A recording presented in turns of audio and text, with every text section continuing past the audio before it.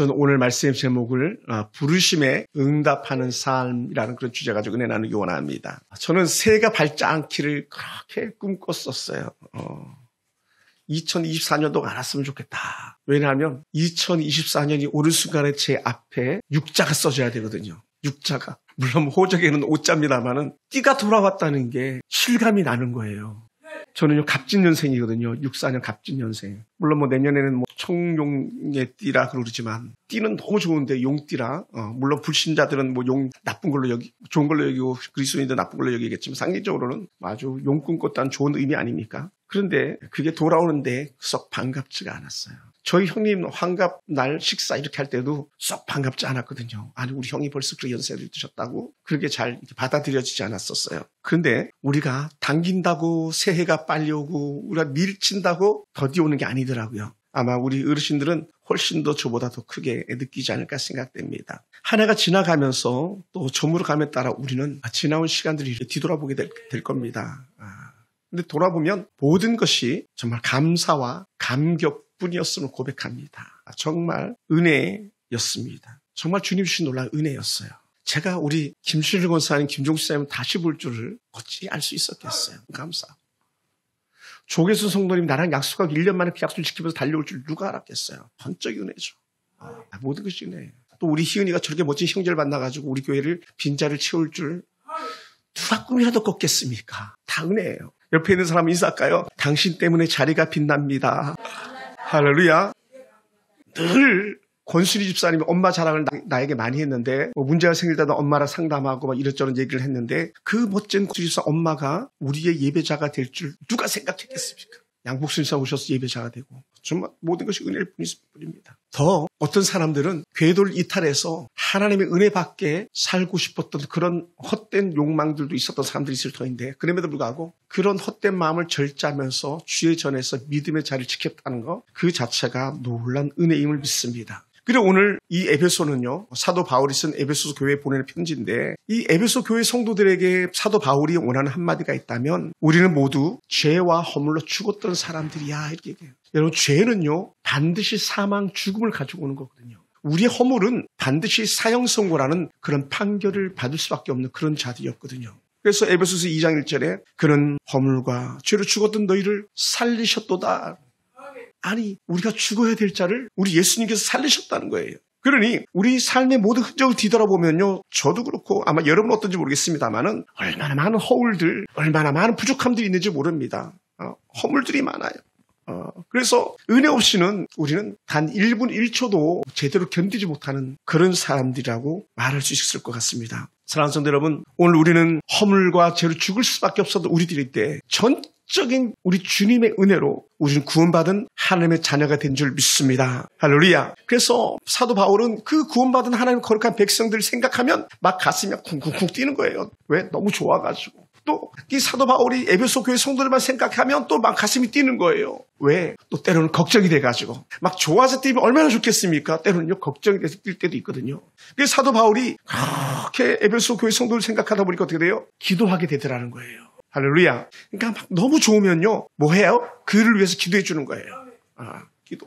그래서 사도 바울이 무릎을 꿇고 그가 기도한다 그랬는데 3장 15절 이하에 나오는 말씀입니다만은 어떤 기도를 했냐? 하나님, 에베소 교회 성도들이 주님을 더 잘 알기 원합니다라는 거예요. 할렐루야. 이게 바울도 그랬고 저도 그런 것 같아요. 저도 여러분들이 예수님을 더 잘 알았으면 좋겠어요. 우리 지한 형제가 예수님을 더 잘 알았으면 좋겠어요. 막 사판지도 작전지도만 잘 보는 게 아니라 막 예수님도 더 잘 볼 수 있는 그런 믿음이 생겨나기 원합니다. 할렐루야. 그리고 바울을 그러다 보니까 그 신앙이 흔들리지 않길 바랬어요. 에베소 교회 성도들 신앙이 흔들리지 않길 바랬어요. 저도 그렇습니다. 여러분의 신앙이 흔들리지 않길 원합니다. 터가 굳어지고 뿌리가 깊이 내려가지고 흔들리지 않는 견고한 믿음의 사람들이 되길 원합니다. 할렐루야. 또한 특별히 하나님은요 이런 사도 바울의 기도처럼 그 교회가 든든히 서가고 은혜 가운데 자랐음을 믿습니다. 하나님은요 그러다 보니까 기도하는 사람들 통해서 역사하시고 기도하는 사람들 통해서 열매 맺게 하시는 그런 분인 줄 믿습니다. 사랑하는 성도 여러분, 예수님 우리를 위해서 기도하셨어요. 만약에 예수님께서 기도하지 않으셨다면 똑같은 우리의 인간의 몸을 입고 이 땅에 오셨던 분이기 때문에 주의 뜻을 이루기보다 육신의 안위를 도모했었을 거예요. 좀 더 내 몸이 편안하게. 좀 더 내가 쉬게 이렇게 했어요. 근데 예수님께서 그 십자가라는 큰 고난 앞에 두고 그가 땀방울이 핏방울이 되도록 뭐 일반 의료인들이 얘기한다 보면 모세 혈관이 다 터질 정도로 그렇게 기도를 하셨대잖아요. 예. 그러니까 예수님께서도 그렇게 십자가 달려 죽기 전에 기도하셨기 때문에 그 길을 한 걸음 한 걸음 내디딜 수 있었던 거예요. 예수님의 죽음과 예수님의 생명을 우리와 바꾼 거죠. 무엇을 통해서? 그의 아름다운 십자가의 죽으심을 통해서. 그러면 사는 손대로 우리가 어떻게 살아야 되는지를 우리 더 분명하게 깨닫는 지혜가 우리 가운데 있기 원합니다. 할렐루야. 그것을 사도 바울은 에베소서 4장 1절부터 10절까지 이렇게 표현했어요. 하나님의 부르심에 합당한 삶을 살아야 한다라는 거예요. 할렐루야. 한번 따라해보시다. 합당한 삶을 삽시다. 어떤 합당한? 부르심에 합당한 삶. 하나님 앞에 부름받은 사람은요, 하나님께서 부르신 대로 살아야 되는데 그러다 보니까 몇 가지 이렇게 등장합니다. 첫 번째는 뭐라고 표현했냐면 철저하게 겸손을 따라 살아야 한다고 말했어요. 그 겸손이 남을 존중하고 자신을 내려놓는 거거든요. 근데 우리는 본성이 죄인들이라 나는 높여놓고 남들은 내려놓기 쉽거든요. 근데 우리 그렇게 살아서는 안 된다는 거예요. 가정에서도 우리는 아내를 높이고 또 때로는 가정에서 남편을 높이고 나는 낮아졌다 생각하면 그 가정 화평할 수 있는 것이죠. 우리는 철저히 겸손으로 허리띠를 뜨는 거예요. 그러니까 예수님께서 십자가에 달려 죽으시군요. 가장 겸손이었어요. 왜냐하면 그분은 죄가 없는 분임에도 불구하고 죄인인 것처럼 우리 죄를 뒤집어 쓰시고 십자가 달려 죽으신 거잖아요. 그만한 겸손이 어디 있겠습니까? 사랑하는 성도 여러분, 사단은요 우리에게 자꾸 교만을 채워다 주는 거예요. 교만을. 그러면 어떻게 돼요? 우리 주님은 교만을 자꾸 쓰레기 하시는 거예요. 쓰내라. 어떻게 겸손해라. 교만을 비워라. 계속 말씀하시는 거예요. 오늘 저와 여러분 가운데 철저한 겸손이 우리 삶 속에 드러나길 주님을 축원합니다. 할렐루야. 제가 처음에 우리 서울풍산교회 왔을 때에 막 한 해 84명인가 등록을 이렇게 했었잖아요. 첫해 2016년에. 그러니 뭐 노예 가가지고 제가 얼마나 기가 살았었는지 몰라요. 목사님들은 막 그래. 신목사 교회는 어떻게 그렇게 잘했어. 신목사 교회는 어떻게 그렇게 잘했어. 막 이렇게 막 그랬었어요. 2017년, 2018년 우리 임직자들도 막 그렇게 세울 수 있었던 것은 교회가 막 잘했었잖아요. 근데 알고 봤더니 다 거품이에요. 하나님께서 나를 꼬꾸라뜨리시는 거예요. 낮아지게 하시는 거예요. 철저하게. 그래서 지금은 아이고 오늘 은혜로 삽니다. 김 목사님 은혜로 삽니다. 신 목사 이렇게 할 때 아니 은혜뿐입니다. 이렇게 고해요. 은혜 아니면 우리 권사님이 어떻게 중국에서 여기 나오셨겠어요? 우리 조성돈이 무슨 수로 만났겠어요? 우리 예쁜 손녀딸 내가 무슨 수로 만났겠어요? 다 은혜뿐이에요. 내가 한 건 아무것도 없는 거죠. 가정 마찬가지 아닙니까? 여러분 아무리 아내가 지혜로워도 남편이 엉망이면 가정이 세워질 수 없고요. 아무리 남편이 잘나도 부인이 엉망이면 가정이 세워질 수 없는 거예요. 그래 좋은 아내 주셔서 감사, 좋은 남편 주셔서 감사. 자녀들이 사고 쳐보세요. 그 가정이 무슨 수로 평강이 있겠습니까? 근데 자녀들이 온전하면 그 자체도 감사, 다 감사. 그래 어떻게 돼? 모든 공을 남편에게 돌리고 아내에게 돌리고 때로 자녀들에게 돌리고 이게 철저한 겸손인 거죠. 그러면서 사도 바울은 다시 말합니다. 온유해야 된다. 온유. 여러분 온유는요 성질이 온화하고 부드러운 걸 말한다고요. 사전적 의미입니다. 우리는요 얼마나 온유하지 못합니까? 요만한 실수를 만들어도 그냥 팍 쏴줘야 돼. 그런 못된 성질머리가 우리 가운데 때로 있지 않겠습니까? 남들한테 무슨 소리 듣기 싫어가지고 뭐라고 한마디 들으면 얼굴빛이 막 잿빛으로 바뀌는 그런 표정 변화가 우리 때로는 크진 않겠습니까? 우리는 그러다 보니까 잠시도 자신의 마음을 절제하기 어려운 그런 사람들이 아닐까 생각됩니다. 그러나 사랑하는 성도 여러분, 예수 그리스도를 품고 사는 사람, 하나님께 부름받은 사람 이제 달라져야 된다는 거죠. 제발 좀 그 성질머리 죽여라. 주께서 말씀하시는 거예요. 좀 죽여라. 때로는 좀 듣기 싫은 소리 들어도 좀 인내해라. 오늘 저와 여러분 삶 속에 이런 은혜가 있기 원합니다. 그러다 보니까요. 여러분 철저히 겸손하고 온유하려다 보니까요. 어떻게 해요? 계속 참아야 되는 거예요. 참아라. 할렐루야. 인내하고 참아내는 은혜예요. 그래서 우리 아버님이 늘 하셨던 말씀 중에 하나는 살인도 면한다. 보니까 정말 그런 것 같아요. 인내자의 인자를 보면요. 칼도자에다 마음심을 쓰잖아요. 그죠? 그게 막 마음의 인내를 하면 칼을 그냥 걷어들인다는 거예요. 내리치는 것이 아니라. 그렇게 참아야 되는 거죠. 오래 참음으로. 우리 신앙도요. 그러고 보면 오래 참음의 연속이거든요. 가정이요. 오래 참음의 연속이에요. 여러분 세상에 절대 속지 마세요. 세상은요. 한 번, 두 번, 세 번 가정을 깨도 된다는 것처럼 썰을 퍼뜨리고 세상은 악한 선동에 우리 절대로 속아서는 안 됩니다. 우리를 오래 참아내는 거예요. 때로는 남편이 마음에 안 들어도 아내가 마음에 안 들어도 자식놈들이 마음에 안 들어도 인내하면서 끝까지 보듬어 주는 것이 하나님의 자녀된 영적 본분인 줄 믿습니다. 할렐루야. 네? 참아야 됩니다. 그리고는 네 번째 용납해야 합니다. 받아준다라고 용납. 너그러운 마음으로 남의 허물을 받아주는 거예요. 뭐라고? 아유, 그럴 수도 있지. 누가 그러잖아요. 아이가 그릇을 깨면 엄마가 달려가가지고 막 이놈 새끼 그냥 어떻게 그릇을 깼냐고 막 난리칠 때에 할머니가 천천히 걸어 나와가지고 안 다쳤니? 안 다쳤으면 그게 다행이지. 우리 좀 달라졌다. 여러분 때로는요 잘못해서 돈 좀 날릴 수도 있고요. 때로는 잘못해서 어떤 것의 결과가 나쁠 수도 있어요. 그때 우리는요 어떻게 돼요? 그대로 받아줄 수 있다면, 허물을 받아줄 수 있다면 그것이 정말 진정한 행복이 아닐까요? 용납한다는 것은요 상대를 향하여 언제든지 너그러운 실수를 받아주는 그런 마음인데, 여러분들이 저를 그렇게 용납해 주셨기 때문에 제가 이 자리에 있는 것이지, 여러분 용납해 주지 않았다면 제가 무슨 수를 여기겠습니까? 얼마나 제가 허물도 많고 부족함이 많습니까? 때론 주보에 철자 하나 틀리면 제가 막 얼굴이 빨개가지고 어쩔 줄 모를 때에 어떤 사람이 와가지고 목사가 주보 틀렸네요 막 이렇게 했다고 생각해 보세요. 그러면요 저는 정말 똥을 찾아야 되는데도 불구하고 못 본 척 넘어가 주시면서 그렇게 이해해 주셨던 여러분들이 계셨기 때문에 제가 오늘까지 잘 견딜 수 있었던 것 같습니다. 사랑하는 성도 여러분, 실수했다 물리치지 않고 그 연약함을 품어주는 사람이 오늘 우리 서울 풍성교회 모든 성도인 줄 믿습니다. 할렐루야. 여러분, 주님은요 자신을 무려 3번이나 배신 때렸던 베드로도 물리치지 않았잖아요. 품어주셨잖아요. 예수님께서 가룟 유다를 책망한 거 보셨습니까? 자신을 팔 가룟 유다를 책망하지 않으셨습니다. 아무도 책망. 마가 요한 같은 경우는요 발가벗고 도망갔던 그런 사람이에요. 그럼 예수님께서 나타나셔가지고 마가 요한도 어떻게 나를 걷다가 모른다 배신하면서 발가벗고 도망갔니 이렇게 할 만큼 책망해야 되는데 그렇게 하지 않았다는 거예요. 예수님은 그 제자들의 연약함, 그 주변 사람들의 연약함 그대로 다 자신이 흡수한 거예요. 뭐라고요? 하나님, 저들이 지금 무슨 짓을 하는지 모르는데 저들의 죄를 사해 주시옵소서, 용서해 주시옵소서 하면서 그 십자가에서 그 큰 고통 중에도 그걸 다 품어주셨잖아요. 용납함이었었거든요. 오늘 저와 여러분 삶 속에서 이런 아름다운 은혜의 용납이 있게 되길 주님을 축원합니다. 그러다 보니까 우리에게 찾아온 은혜가 뭐냐면 평안이에요. 평안, 샬롬. 평안의 매는 줄로 성령이 하나 되게 하실 것을 힘써 지켜라. 성령께서 우리에게 주시는 은혜를 지켜내라. 너에게 겸손하고 싶으냐, 오래 참고 싶으냐, 또 용납하고 그렇게 정말 하나 된 삶을 살고 싶으냐, 그렇다면 성령이 너희 안에 계신 것을 힘써 지켜내라는 거예요. 다른 말로 하면 성령이 우리에게 깨닫게 하는 것을 그대로 일일이 지켜내는 은혜가 우리 가운데 있게 되길 주님을 축원합니다. 할렐루야. 그러면 사랑하는 성도 여러분, 성령 안에서 겸손, 성령 안에서 온유, 성령 안에서 오래 참음, 성령 안에서 용납할 수 있는 그런 사람들이 오늘 저와 여러분인 거예요. 할렐루야. 여러분, 그러다 보니까 우리가 하나 되어야 될 분명한 이유가 또 다시 있습니다. 이 에베소 4장 4절부터 6절까지 쭉 보면 하나님의 성령에 대해서 말씀하시고 성부 하나님에 대해서 말씀하시면서 이렇게 말합니다. 하나님의 세 분이시면서도 한 분을 일하셨다. 몸도 하나요 성령도 한 분이시니 이와 같이 너희가 부르심의 한 소망 안에서 부르심을 받았느리라 하면서 성부 하나님과 성령 하나님과 성자 예수님이 한 마음 한 뜻을 일하셨다는 거예요. 연합되어서 한 가지 일을 이뤘다는 것인데, 그 성부 하나님과 성자 예수님과 성령 하나님께서 연합해서 뭘 했냐? 오늘 우리를 구원하신 거예요. 아멘. 우리를 구원하셨습니다. 그러다 보니까요, 제가 한자를 그저께 며칠 전에 기도원에서 어떤 목사님 강의하는데 갑자기 이 자를 확 강의를 하시더라고요. 한번 볼까요? 네. 협력이라는 단어를 써보는데 나름대로 협자가요 너무 신기한 거예요. 중국이 은혜가 있다니까요. 중국 동포들이 기운 내세요. 은혜가 있어요. 10십자를 그어놨어요. 그죠? 뭐 의도튼 의도치 않든 그리고 협력이 3개예요. 그죠? 그래서 저는 이 글자를 보면서 그분은 이제 협력이다 이런 단어를 썼지만 저는 다시 한번 재해석해가지고 이걸 본 거예요. 성부 하나님과 성자 예수님과 성령 하나님께서 하나가 돼가지고 십자가 구원 사역을 이뤘다는 거예요. 와, 서프라이즈, 놀라운 거죠. 여러분, 가정은요 혼자 세워가는 게 아니에요. 교회는요 혼자 세워가는 게 아니에요. 국가요 우리 월등한 대통령이 나와도 혼자 세워가는 게 아니에요. 다 하나님의 은혜 안에서 이루어지는 거예요. 뭐래요? 연합을 해요.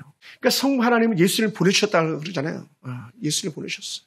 또 성자 예수님은 아버지 하나님부터 나왔다 그래요. 발출이라는 단어를 썼어요. 성령 하나님께서는요 우리를 구원하신 그 은혜 안에 우리와 여전히 함께 하시는 그런 하나님이 되어주셨잖아요. 그래서 오늘 우리 안에 성령이 거하시는 여호와의 성전이 된 줄 믿습니다. 할렐루야.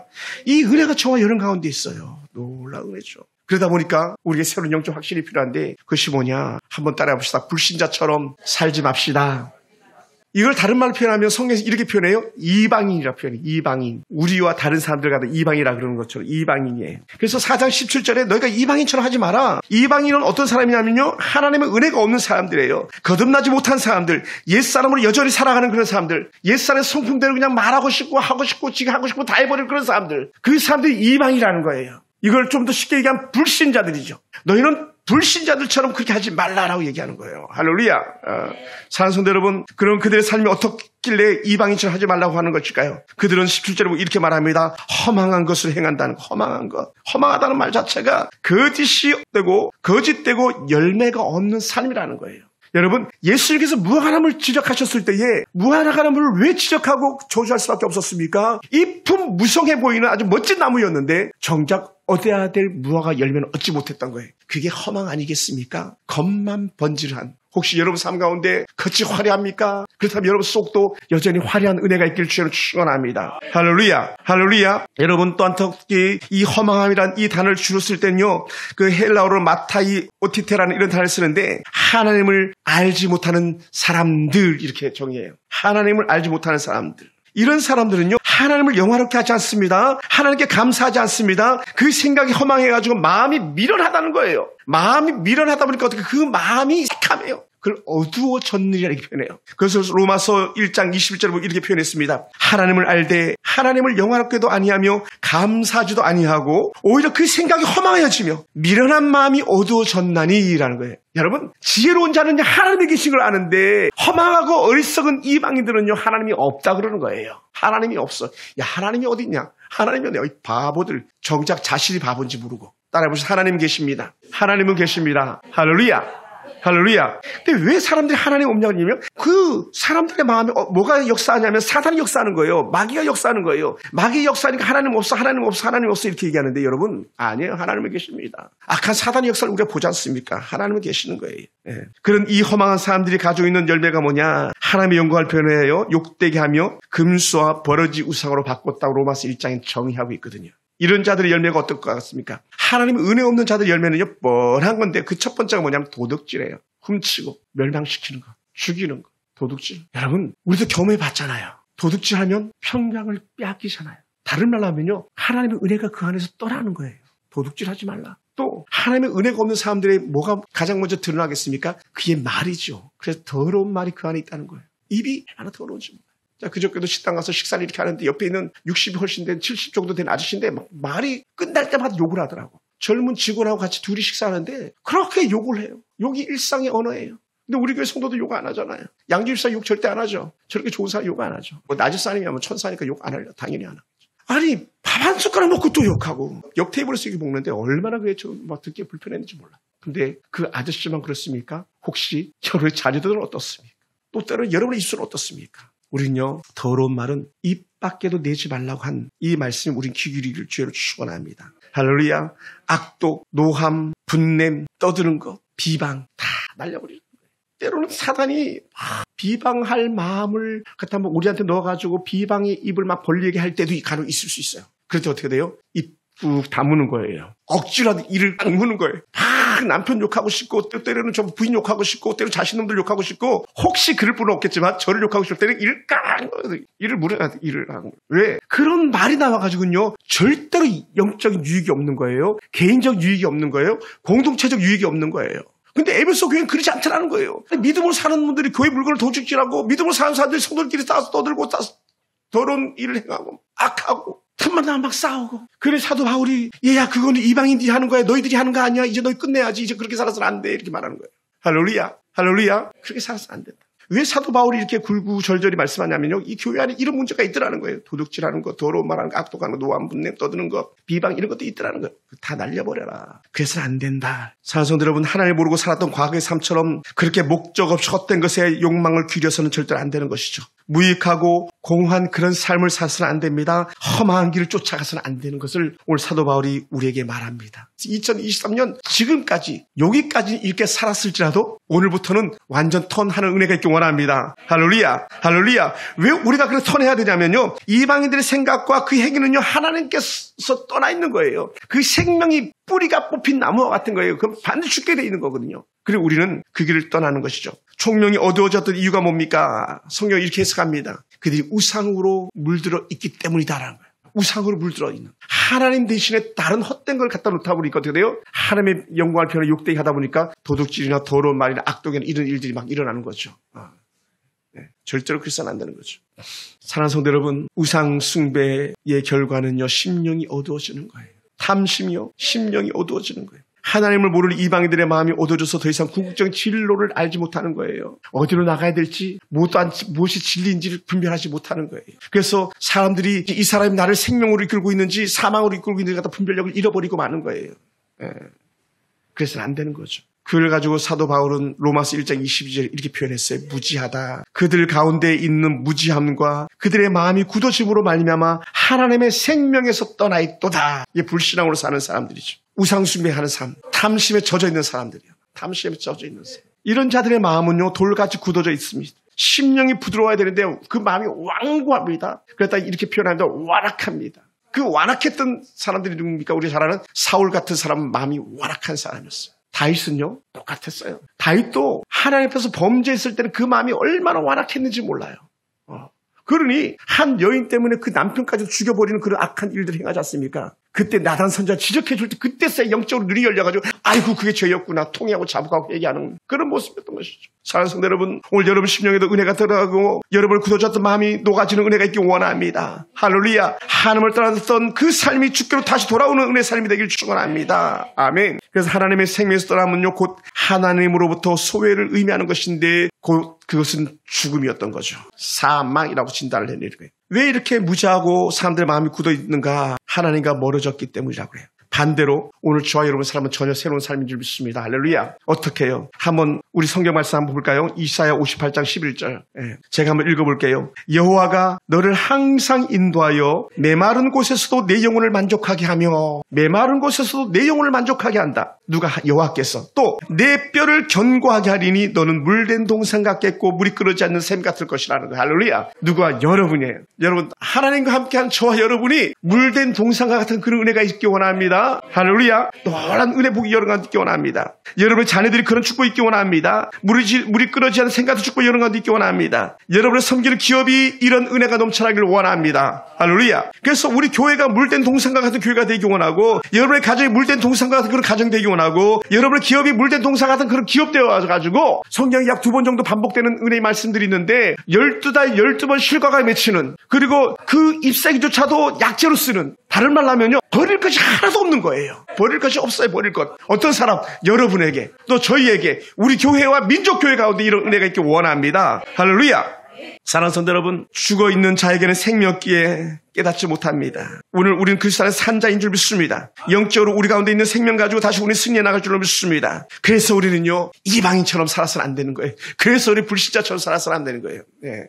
왜냐하면 이방인처럼 불신자처럼 살면요 하나님께서 기껏 물 잘 담글 수 있는 그런 웅덩이 주셨고 자루 주셨는데 그냥 자루가 빵꾸 내는 것처럼 그렇게 되고 마는 거거든요. 자기 인생을 자기가 깨트려버리는 그런 어리석은 자가 어디 있겠습니까? 절대로 그럴 수 없는 거거든요. 그리고 이방인의 삶은요 불신앙이라고 4장 19절에서 표현했어요. 그들의 삶이 방탕하다라고. 이 방탕을 좀 더 면밀하게 이렇게 해석해보면 우리 뭐 방탕이라는 단어를 잘 안 쓰니까 그런데 원어적 해석을 찾아보면 이렇게 말해요. 음란하다, 무절제하다라는 거예요. 무절제하다. 절제를 잃어버린 거예요. 자제를 잃어버리는 거예요. 그러니까는 이 하나님 앞에서 멋지게 쓰임받던 다윗이 자제를 잃어버리니까 남의 부인을 취하죠. 남의 부인을 취했는데 남편이 돌아오니까 저놈 어떻게 죽여버리지 하면서 고민하다가 결국은 죽여버리고 마는 무절제함, 무자비함이 드러나는 거예요. 여러분, 죄는요 무자비한 거예요. 죄는 무자비한. 하마스 지금 이스라엘과 전쟁하고 있는 그 하마스의 군대는요 무자비한 놈들이에요. 생각해보세요. 우리 어린 아들, 딸들이 그 춤추고 노는 자리에 무차별 총격을 가하는 이놈들 갖다 누가 좋은 이라고 말하겠습니까? 러시아 푸틴 같은 사람은 무자비한 자예요. 그 러시아 정교회가 타락하다 보니까 그 푸틴을 지지하는 거죠. 절대로 있어서는 안 되는 거예요. 절대로 있어서는 안 돼요. 우리 깨닫는 은혜가 있기 원합니다. 우리는요 절제해야 됩니다. 절제 삶이 있어야 됩니다. 하는 은혜 삶이 있어야 됩니다. 여러분, 우리가 만약에 내 살을 꼬집으면 내 살이 아파야 되는 거예요. 만약에 꼬집어도 아프지 않다면 통증이 무통증이잖아요. 통증이 없는 사람은 죽어 있는 거잖아요. 죽어 있는 거예요. 때려도 아픔을 느끼지 못하는 사람은 이미 죽은 사람이죠. 여러분, 오늘 하나님의 은혜 말씀이 들어가는데도 불구하고 깨닫지 못하고 여전히 또다시 그 길 가고 또다시 그 길 가고 또다시 완악해지고 강팍해진다면 혹시 너 죽지 않았냐? 뺨 쳐봐야 돼. 뺨 쳐봐야 돼. 죽었나 살았나 막. 그래서 정말 살아있는 그리스도인지 아니면 죽은 자인지를 우리 봐야 됩니다. 이런 삶은요 자신의 몸을 사단에게 내어 맡기는 거예요. 그러다 보니까 사단이 자기 마음대로 조정하는 거죠. 사단이 그 안에 들어가니까 다윗이 하고 싶은 대로 하잖아요. 우리아가 전쟁터에서 돌아왔을 때에 얘야 너희 그 부인에게 들어가서 같이 자라 했더니 우리아는 같이 앉았잖아요. 같이 앉았어요. 나라를 생각했거든요. 자기 부하들 생각했거든요. 그리고 어떻게 되었죠? 1차 계획 실패. 장군들을 불러가지고 야 우리아 좀 최전방으로 보내가지고 그가 죽게 해라.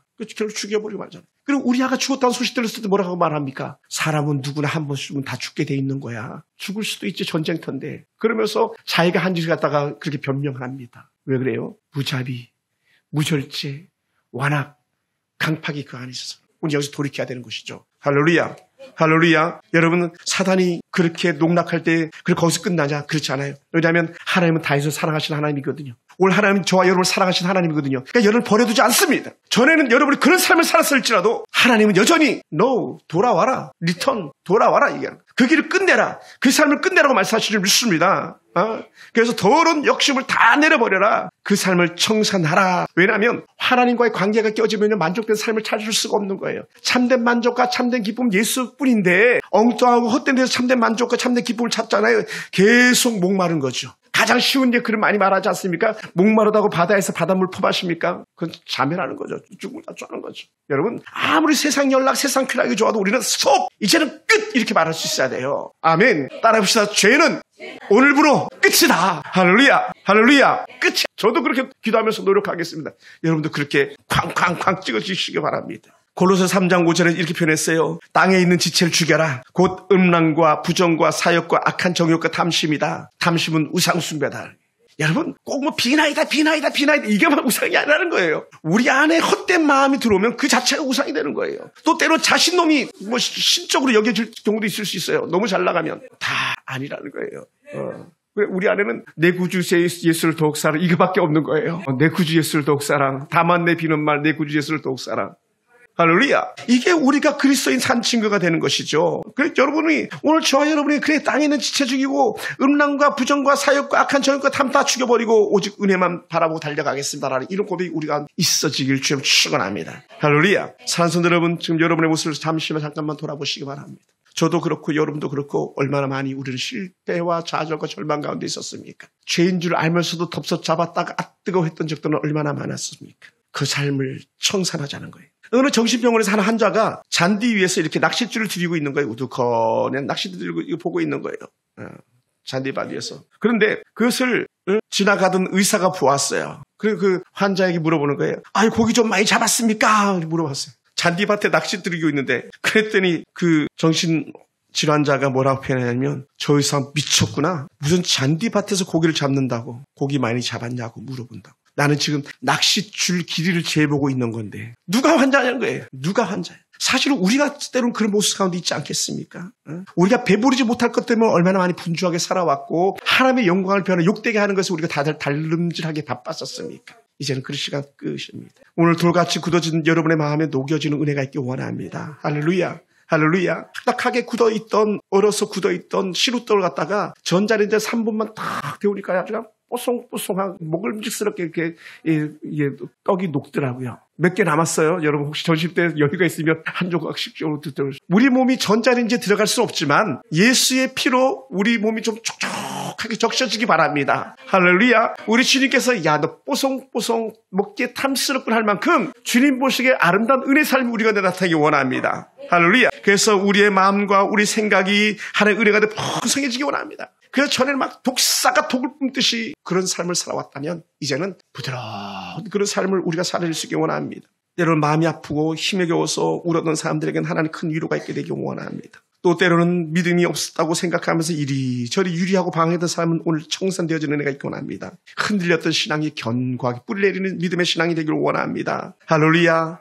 그래서 하나님께서 영혼이 몸부림치면서 주님 더 사랑했다고 고백하는 그 순간순간에 그렇게 열심히 살아온 여러분들에게 하나님께서 더 나은 오늘, 더 나은 내일을 허락하실 줄 믿습니다. 그리고 사랑하는 성도 여러분, 새해는 새로운 영적 도전이 여러분 가운데 일어나기 원합니다. 조금 더 예수님 닮아가는 은혜, 조금 더 예수님 흉내내는 은혜, 그것이 저와 여러분들 차곡차곡 쌓여지는 은혜가 있기 원합니다. 우리가 그리스도를 닮으면 세상이 달라지는 거예요. 우리 성경 한 번만 보고 같은 장 4장 20절 21절입니다. 4장 20절 찾으셨으면 아멘. 자, 시작. 오직 너희는 그리스도를 그같이 배우지 아니하였느니라. 진리가 예수 안에 있는 것 같이 너희가 참으로 그 안에서 듣고 또한 그 안에서 가르침을 받았다. 예수님에 대해서 우리가 온전히 배우기 원합니다. 예수님에 대해서 온전히 우리가 따르기 원합니다. 진리를 배운 그 자체의 삶 가지고 우리가 승리하는 그런 복된 성도들이 되기 원합니다. 말씀을 마무리하면서 진정으로 여러분께 감사드립니다. 많이 힘들었을 텐데, 많이 달아나고 싶었을 텐데 가정을 지켜주셨고